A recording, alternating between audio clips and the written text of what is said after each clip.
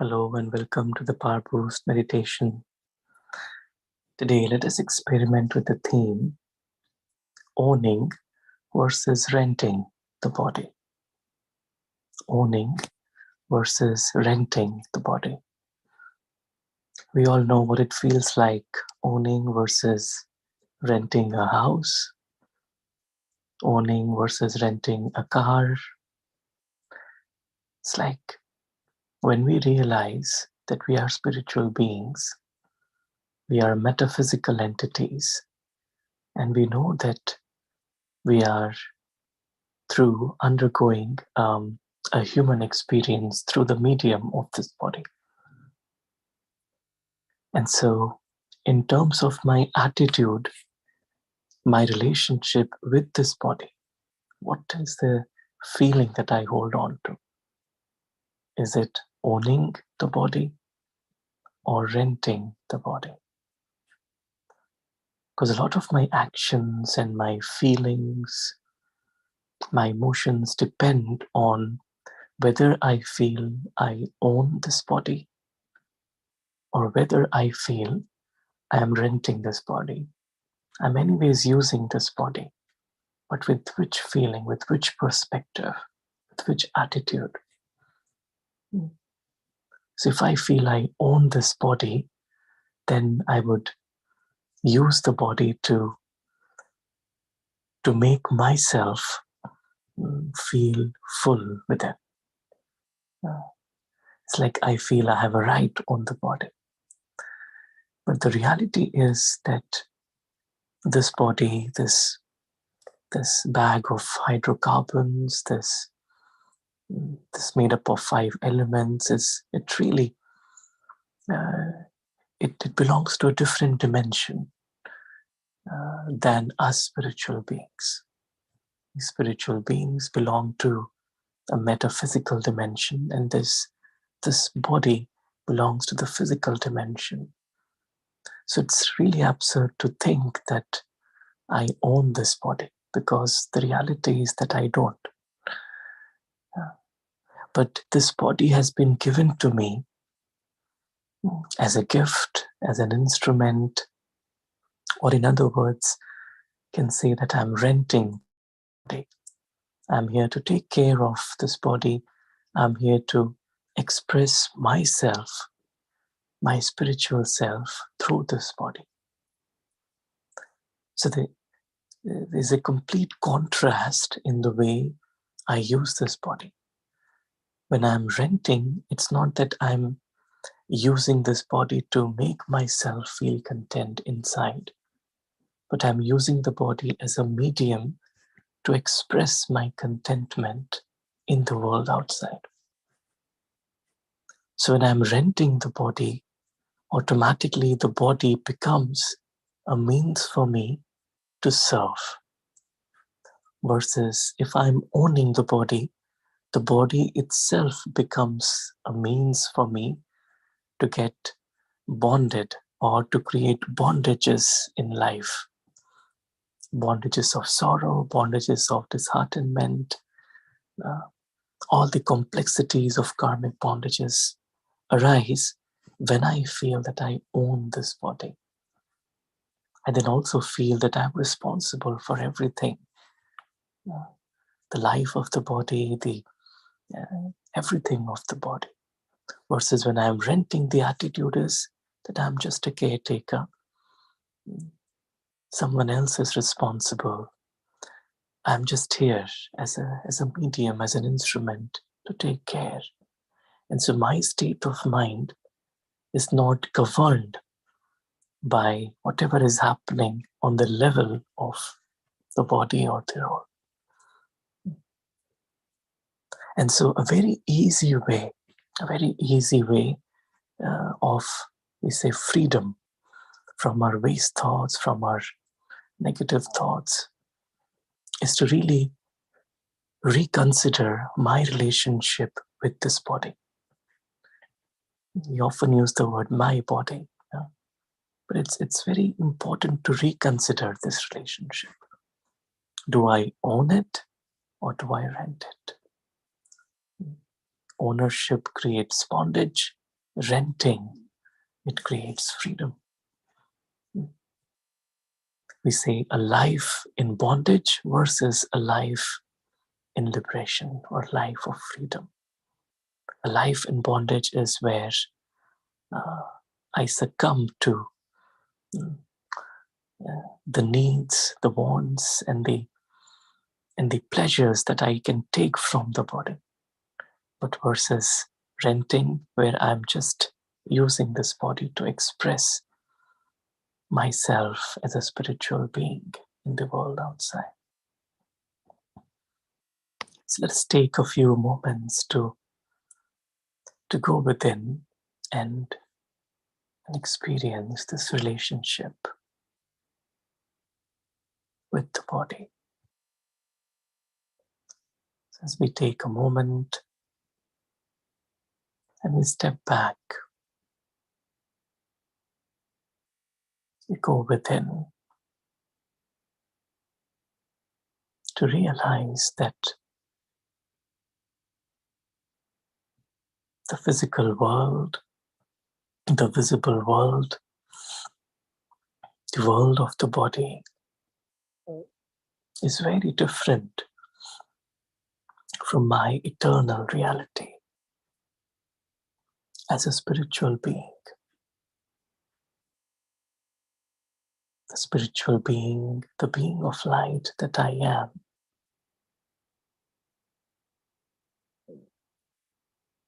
I am independent. My existence is independent of the body.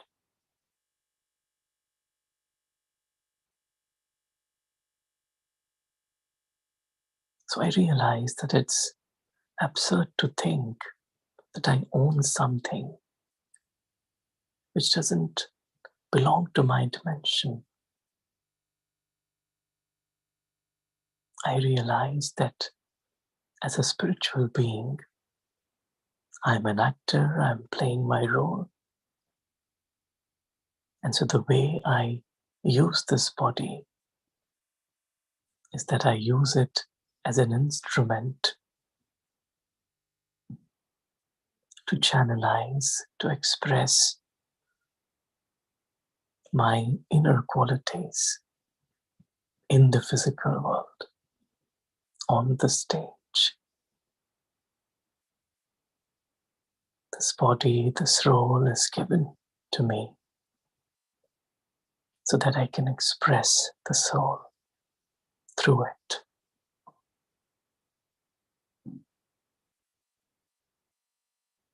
Let me take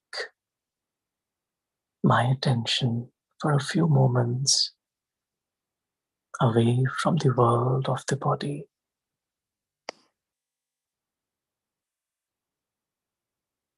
into the dimension, into the realm of the world of the soul,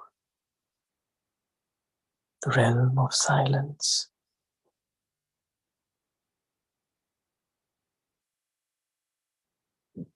This is where we souls live.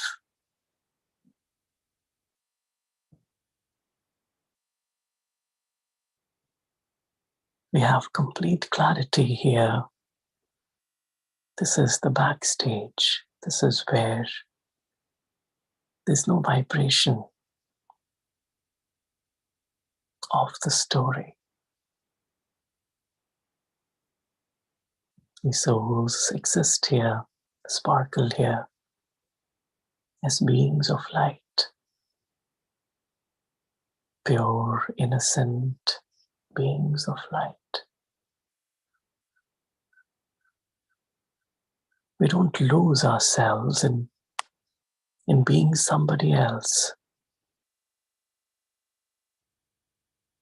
We are far away from the role world. We are here naturally,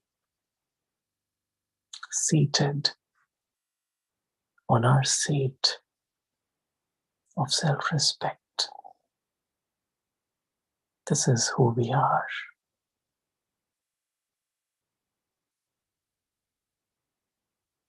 The world down below keeps on changing. But the world here, the eternal dimension, is constant. It's filled with silence. It's filled with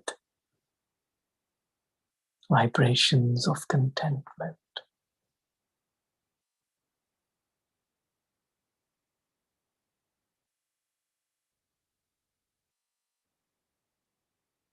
Here, we souls exist without needing the support of the physical instrument, the body.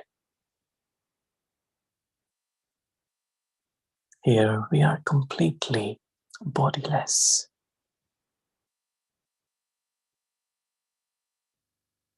As beings of light, we exist here with our family, the family of souls, in the presence of the divine, the one who is ever bodiless, the one who doesn't cross the line of owning anything in the physical dimension, the one who stays above and beyond naturally. And because he stays above and beyond, he's free. And because he's free, he's benevolent and wise. So I, the soul, the child of the Supreme, experience the same. Being without a body, being completely free, being completely benevolent and wise.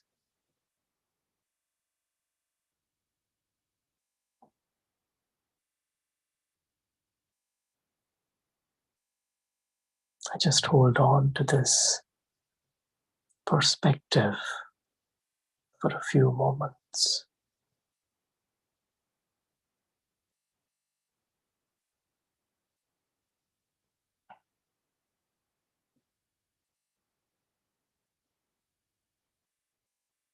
Just to hold this perspective is liberating. I don't own anything in the story, so I'm not responsible for anything in the story. I'm content in being myself.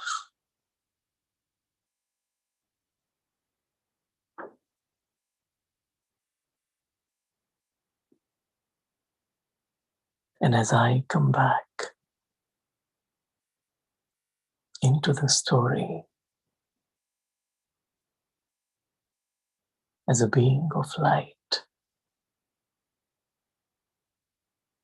I know that I have a part to play. I have a role that I enact. But I play my part, I play my role with the attitude of just renting this vehicle, renting this temporary housing, renting this body.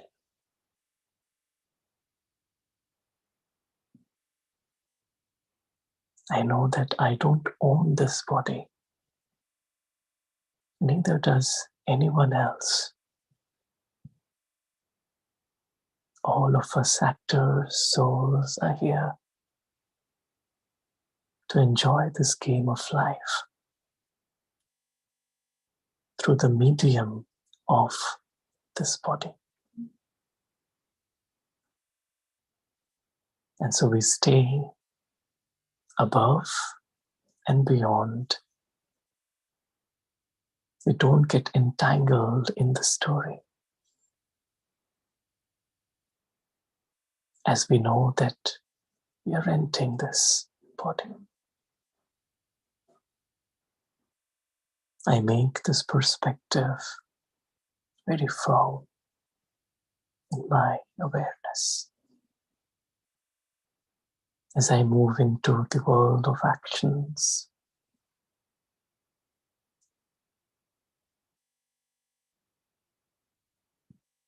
Om Shanti.